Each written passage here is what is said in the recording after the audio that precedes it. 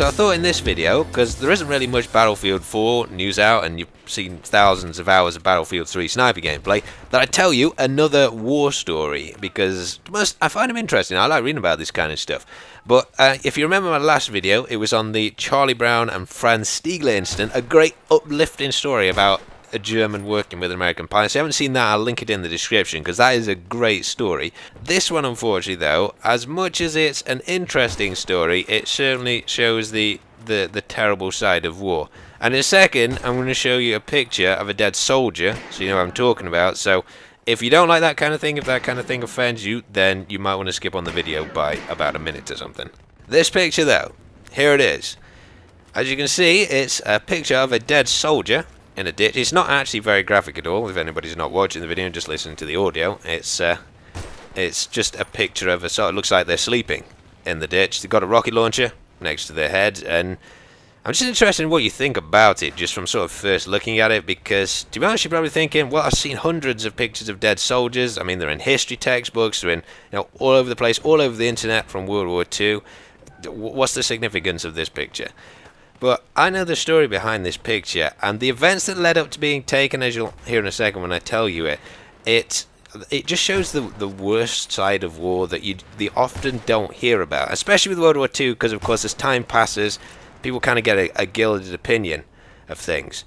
But it's quite strange, because I'm only telling you this now because I happened to read a comment on an article I was reading yesterday on Robert Bales, who is of course an American soldier who went out of his base in Afghanistan middle of the night with his night vision goggles on, an assault rifle, and killed 16 Afghan civilians. Not Taliban, just civilians who were sort of trapped there in the middle of the war. But this comment under the Robert Bales article generalized from this, because of what Robert Bales had done, that mankind is now the worst, the least it had ever been. Like, people nowadays in 2013 and 14 are worse than they were back in World War II. Somehow people were better then.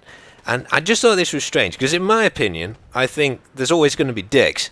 There are dicks now, there'll be dicks in the future, there are some unborn dicks, and there were dicks in the past. That never changes, there will forever be dicks. People aren't worse, it's just that there isn't such a massive event like World War II where people can show what they're actually like. But back to the picture I showed you at the start, and my point in showing you that and then explaining as I did was to show you that there were terrible people in World War II just as there are terrible people now. Because the fact is, as much as some people become soldiers because they want to do that as their job, because they feel patriotic, because they're defending their beliefs and becoming a soldier, some people just become soldiers because they want an excuse to kill people. Now, what some of you won't have noticed in that picture was that was actually a woman soldier. Not a lot of people know that women did fight on the front line in World War II, but they did. And that woman there was apparently carrying that rocket launcher, and she was going to take out an oncoming enemy tank. She got held up by two of the enemy before she could fire, who disarmed her. Then they raped her in that ditch, and to kill her, they shoved a knife up there. And you can actually see the knife, which the photographer removed, because obviously he didn't want to take a picture. He wanted her to have some respect shown in this picture. So he took the knife out, and you can actually see it next to her right shoulder. So to the left side of the picture, in the grass, you can see the black handle, which is covered in blood. And I know what you're thinking, those fucking Nazis, I can't believe they did that. But you see, that woman was a German woman. It was actually American soldiers who did that to her. I just thought that story was interesting, like something you should hear, because it puts in perspective all of the other heroic things that people do. I mean, I was reading yesterday about a Victoria Cross has been. Victoria Cross is kind of like the Purple Heart in America. It's basically the highest award for bravery that you can get given in the UK, but it was given to a guy called John Baskerville. Basically, when the Allies were liberating Arnhem, I think that's how you say it, in the Netherlands, he was a gunner on an anti-tank gun, and they got absolutely rolled on, the Allies did, by just a massively superior German force with tanks, infantry, pretty much everything. And they got absolutely wiped at the start. Pretty much everybody died.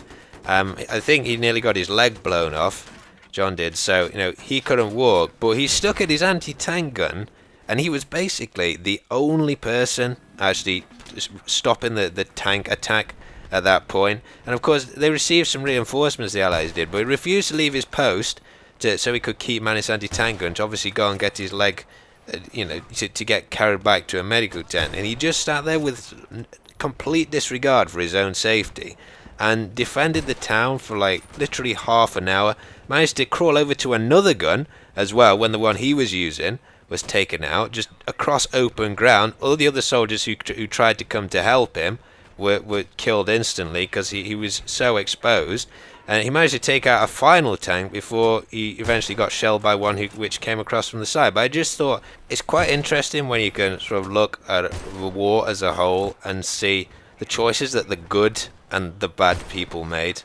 But anyway, I don't know if this story is interesting to you. I mean, I did log on to YouTube today and find that I was recommended a massive pink wool Minecraft penis house in my recommended link. Good job, YouTube. But thanks for watching, guys. There has been some more Saints Row 4 released gameplay of that. If you're interested, of course, comes out on Tuesday. I've linked that on the screen. It'll also be in the description if you want to check that out. I will be posting some of that at some point, and some DayZ Aftermath, because I've been recording some of that today and I've got some cool clips. Hope you enjoyed the videos, and I'll see you in the next chapter.